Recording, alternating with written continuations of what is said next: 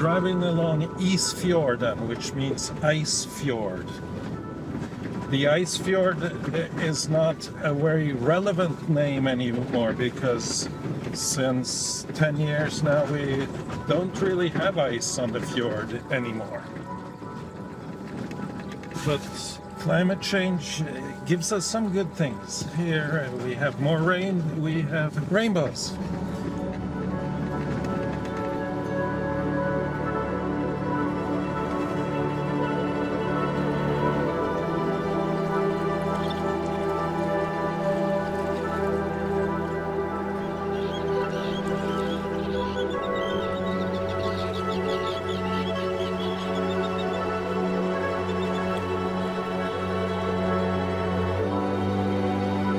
Au pied de l'arc-en-ciel, il y a cette terre qui se réchauffe plus vite que nulle part ailleurs, 3 à 5 fois plus vite, plus 10 degrés l'hiver ces 30 dernières années.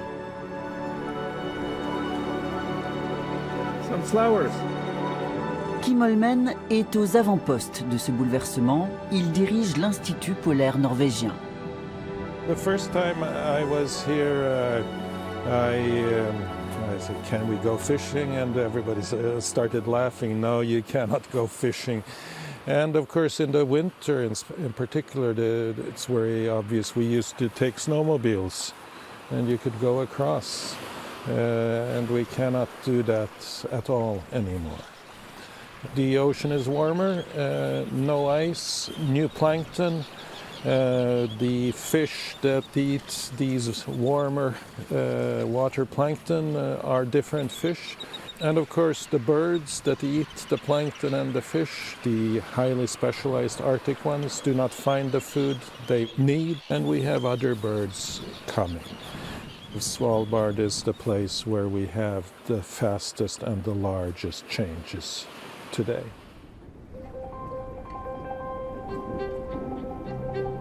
Voilà Longyearbyen, capitale de facto de l'archipel du Svalbard, la ville la plus au nord du monde.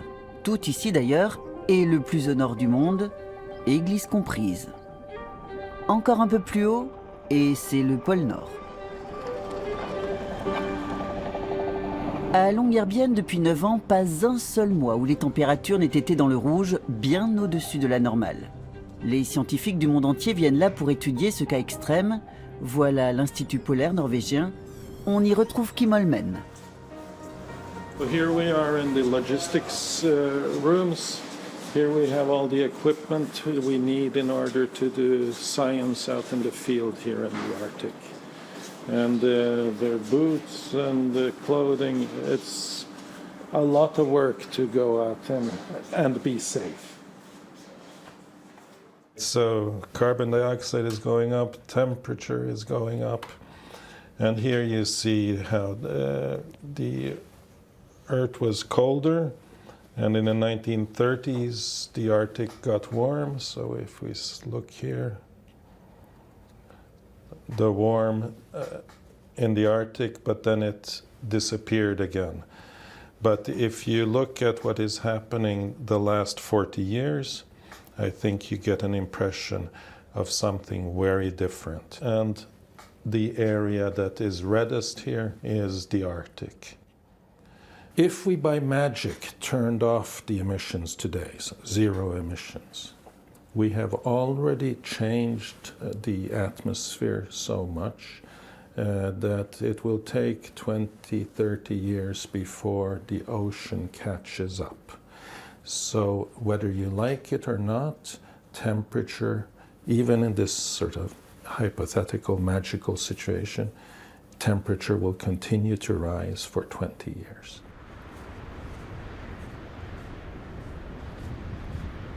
Francisco Matos s'est installé sur cette terre inhospitalière il y a 8 ans, par passion de l'extrême, de la glace et des aurores boréales. From this point on is basically wild, and we need to take a gun and a flare gun in case of polar bears.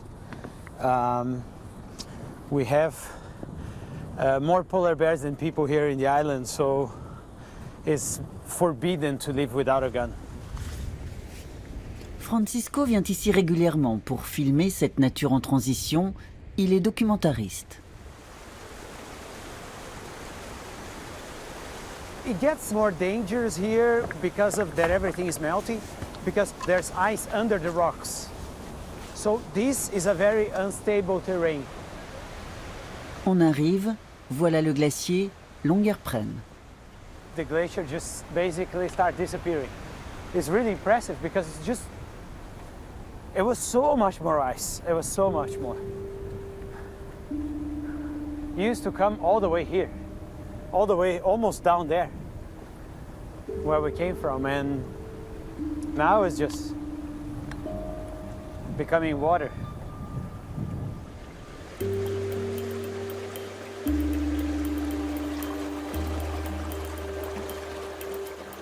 Les glaciers couvrent 60% de Svalbard. Ils sont en net recul et perdent en épaisseur 70 cm par an. This is supposed to be the Arctic desert. And the past 8 years that I've been living here, it's been more and more rain, like heavy rain. And the water starts like carving these tunnels into the glacier. And they're getting bigger and bigger.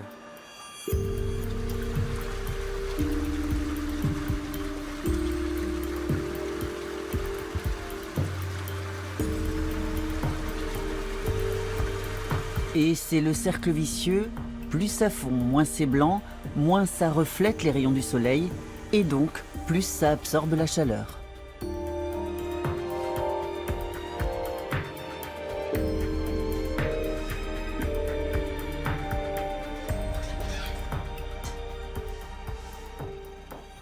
The yellow line is where the ice edge used to be in the 1980s, 90s. Between the yellow and the white is open water today. It's enormous areas. We could see open water across the Arctic within 10, 20, even sooner, but 20 years for sure. When I meet people, journalists in particular, they want numbers. How much warmer? How fast? And I've spent much of my professional career looking for the exact number, but the number itself will not convince anyone. We also need to discuss what does this mean for you and me and the world, and how do we feel about it? C'est tout le sens de cette séquence tournée au Svalbard par Greenpeace.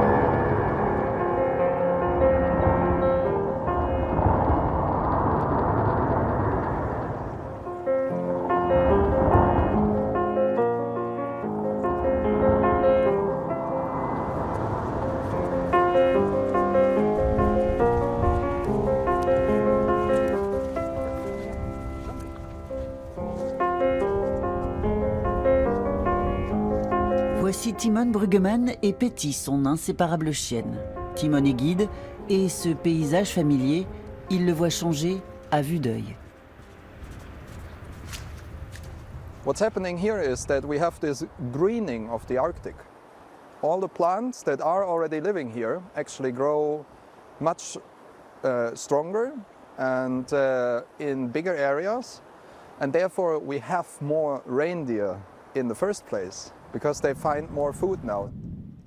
Mais au sortir de l'hiver dernier, plus de 200 cadavres de rennes ont été découverts ici, un record. No, there is a dead reindeer laying there, and I think there is another one just down here. You see the white spot there? and then you have the same all the way into this valley.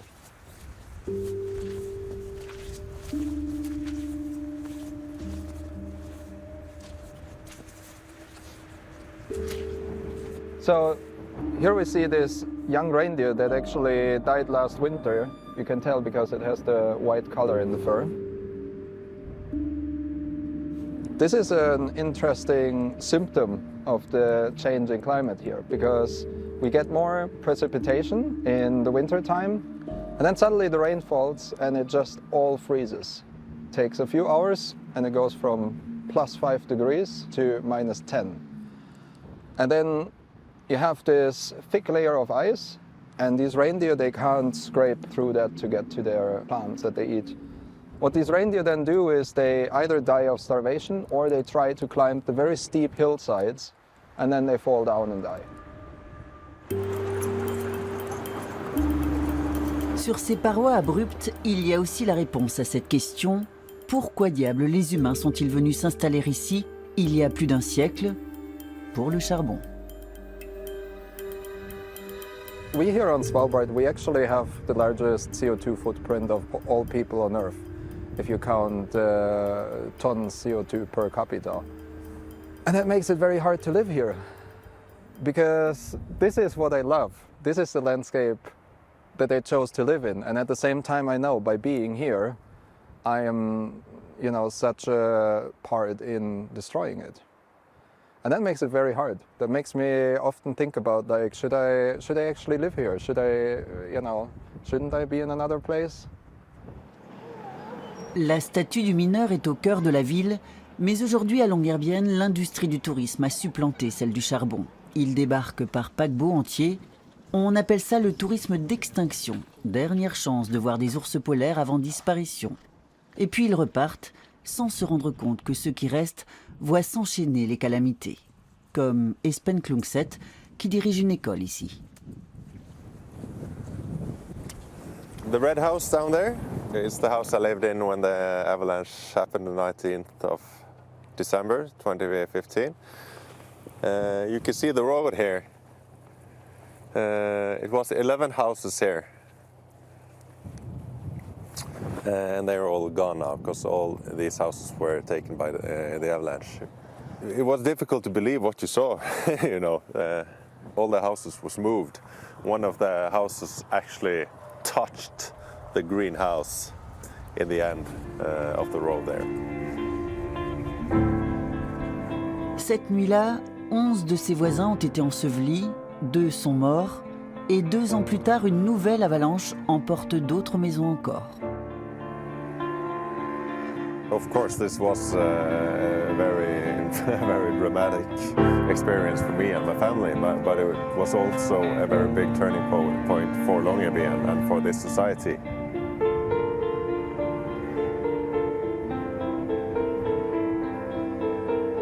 Désormais, la menace est toujours là, tapie dans la montagne. La neige a aussi enseveli l'insouciance des 2700 habitants, malgré ces barrières anti-avalanche installées depuis. Car elles ne peuvent pas sécuriser toute la ville. 10% de la population a été définitivement évacuée. Voilà le maire de Longyearbyen, Arild Olsen, un ancien mineur. This is a whole town, a whole society that are climate adapting.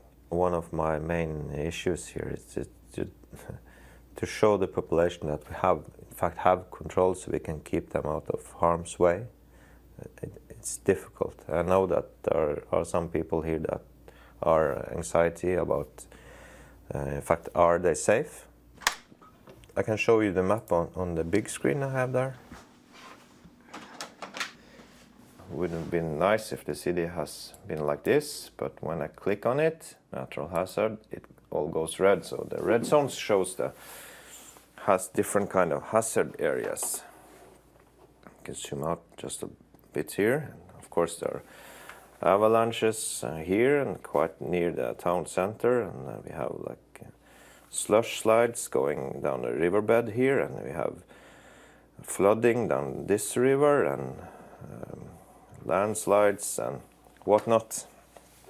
And this is an online map that people can go and look at, and I think that's a necessary tool. Oh yeah, this is me. All right, Mr. Olsen. Yeah, I live here. Pas super bien placé, mais toujours mieux que les habitants de cet immeuble condamné. Et là, c'est à cause de la fonte du permafrost. Ces fissures apparaissent car le sous-sol, normalement gelé en permanence, décongèle. Au cimetière, il va falloir déplacer les morts. Avec le permafrost qui fond, cadavres et maladies ensevelies menacent de réapparaître et il est aujourd'hui interdit de se faire enterrer sur l'île. Les infrastructures aussi s'affaissent, la ville est en chantier permanent. 150 maisons doivent être reconstruites, les plus dangereuses seront démolies.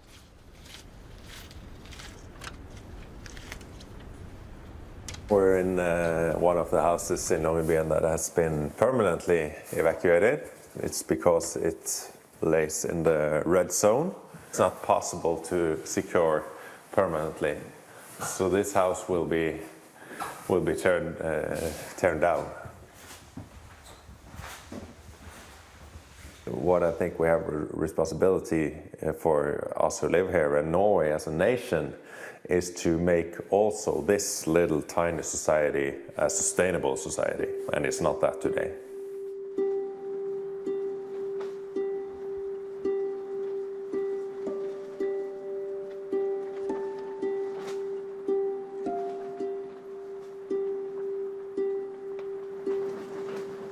Cet improbable potager en plein Arctique est né des mains magiques de Benjamin Widmar.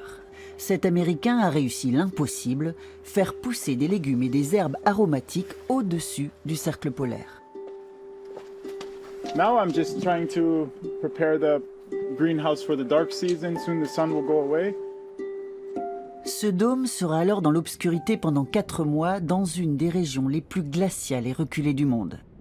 C'est là que Ben a fondé son entreprise de permaculture polaire. I came here as a chef, and I just was really fed up with the vegetables that we get. We pay a lot of money. It's very expensive to fly everything up. It doesn't last long when we do get it here. So I said, you know what? I'm just going to grow my own food. I can do better than this. These are the worms we had to get permission to have because it's an invasive species. So it took 1.5 years to get permission. So we compost with them, we deliver to the hotels and restaurants, and then we collect back what they don't use. We compost it with the worms, and then we grow it out here in the dome because this is soil-based. Aujourd'hui, Ben a de la visite. Une délégation d'experts en économie durable venue de Norvège pour évaluer son projet en vue d'une subvention. So everything started indoors. I will show you indoors first. I started there in 2013, and then the dome only came in 2016. So follow us, please. Yeah, so we have clover, radish, and one tray we sell for 450 kroners. So it's not so cheap, but it's cheaper than the one they buy from Netherlands because it's like 300 kroners, and it's like maybe half the size of this. And they say by the time it arrives, they have to throw 40% of it away anyway because it doesn't make it through the transport. Yeah. Yeah, I was telling them we should do the same in the basement of our school. Oh, Supply fantastic. the cantina. Smart, very Now smart. we see that we have the place. Yeah, you can do it. We need the knowledge, you know. Ce que Ben produit, il le fait découvrir en même temps que l'île dans ce bus. Ses plats disent la même chose que lui, il faut renouer avec la nature. You have some roasted peppers. These are the peas that we grow, the sprouts, and you have some roasted sunflower seeds. And then you just have an egg. These are one of the Norwegian eggs that we have here, and some feta cheese, and just a piece of the knäckebröd, or what is this one? Knäckebröd? Yeah. Yeah. So this is the starter. We have a main dish and we have a dessert, just so you understand. I will start to drive up towards the mine 3, and just any questions, just let me know. Okay.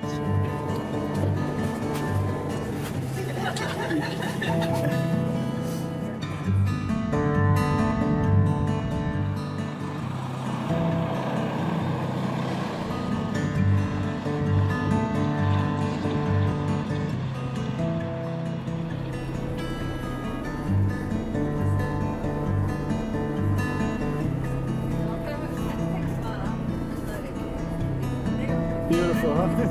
Yeah. Did you want to have any photos of this global sea vault, or? Yeah, stop. Okay. We need to change the whole system here because we burn coal for energy and we import everything, and we also ship back all of our waste to the mainland. So it's and the only way to get here is by flight. So everyone speaks about change, but we need more practical examples of change. So that's why I'm trying to give an example of how to change.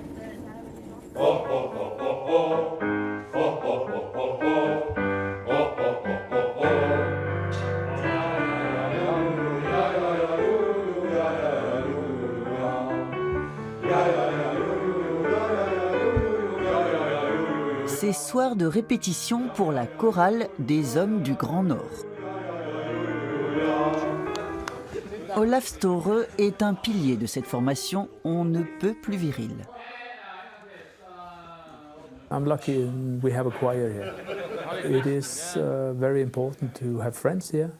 All of us have the same problem. We have our family other places, so the friends become the family.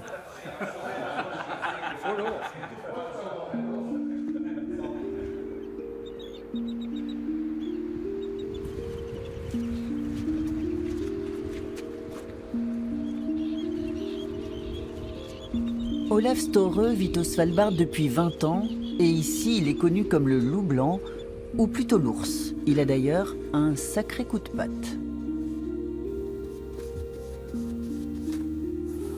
My art says that we have to take care of the nature. To me, nature is safeness, like a safe harbor. Has always been there and will always be there. The world will survive without our human being. The only reason why people care about this problem is that human beings are afraid of dying as a species. And we will die. Do you think that human beings really mean that much on this planet? Do you really think that?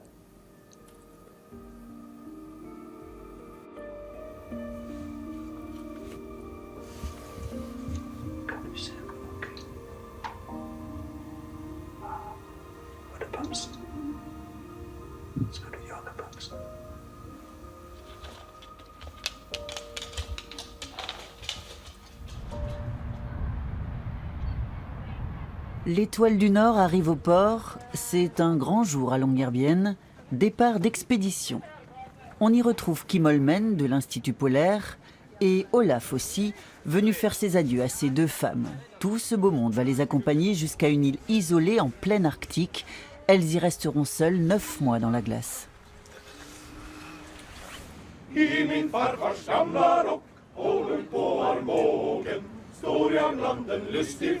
Suparbara rågen, kadum i vackra krus, morgonmiddagsafton, aftonrus, aftonrus, aftonrus, aftonrus, aftonrus. Gruppekram! Gruppekram!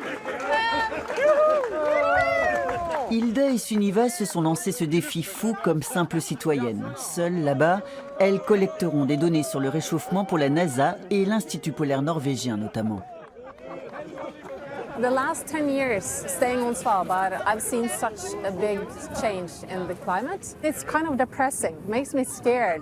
But instead of being scared, I try to think that if we all can do a contribution, if we all do something in our daily life, I really think that we can make a contribution to this accelerating climate change. If we all do a little bit in our daily life, that will be the solution. C'est l'heure de larguer les amarres sur une dernière mise en garde. What we see here is a warning of what is coming to the rest of the world.